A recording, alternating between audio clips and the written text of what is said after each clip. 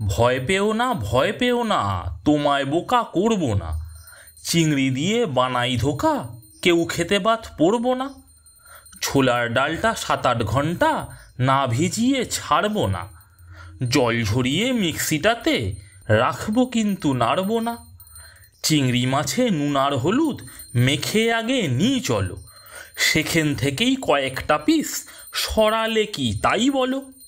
বাকি মাছটা দেই ঝপাঝপ ঘূর্ণিকলের সেই পেটে, সঙ্গে 2টি লঙ্কা কাঁচা দিয়ে নেব ফুল বেটে।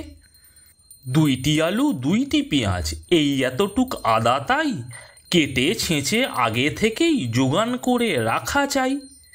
কড়াইটাতে তেল দিয়েছ সর্ষের, তাও গরম কি, সেই কটা পিস চিংড়ি আগে রাখতে ভেজে সরম কি।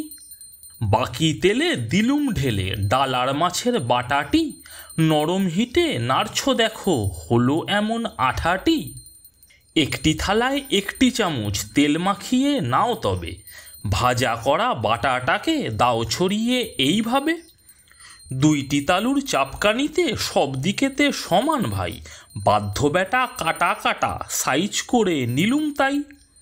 কড়াইটা তো শুকিয়ে কাঠ, ধোকায় খেলো সবটুকু, আবারও তাই তেল সরিষার লাগবে এবার যেইটুকু। তেলেতে হাই টেম্পারেচার আসতে এবার যতক্ষণ, ধোকাগুলো একে একে সেই তেলেতেই নিমন্ত্রণ। কড়া করে ভাজতে হবে, নইলে শক্ত হইবে না, ঝোলে যখন পড়বে তারা পোক্ত হয়ে রইবে না। যেইটুকু তেল রয়ে গেছে ওইতে হবে রান্না তাই, বেশি তেলে আজকালে আর কেউই খেতে চান না প্রায়। তবে দিলুম পেঁয়াজ কাটা, খানিকটা নুন ছড়াচ্ছি, চোখে মুখে লালচে আভা, কাটা আলু চড়াচ্ছি। আলু ভাজি মাঝামাঝি দেখো এমন দেখাচ্ছে, এই তো এবার ইশারাতে মশলাতে হাত বাড়াচ্ছে।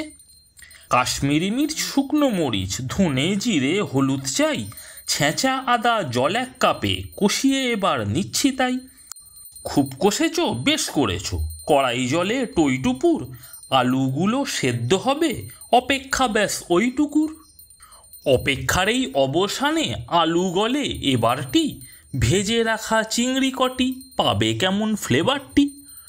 ধোকাগুলো সঙ্গে ফেলো, 1টি মিনিট কাবার দাও, ভাতি রুটি নিয়ে বাটি এই রসালো খাবার নাও। ভয় পেও না, ভয় পেও না, এমন ধোকা খাও বলে, না খাও যদি খাইয়ে দেব মিথ্যে অমন ভয় পেলে।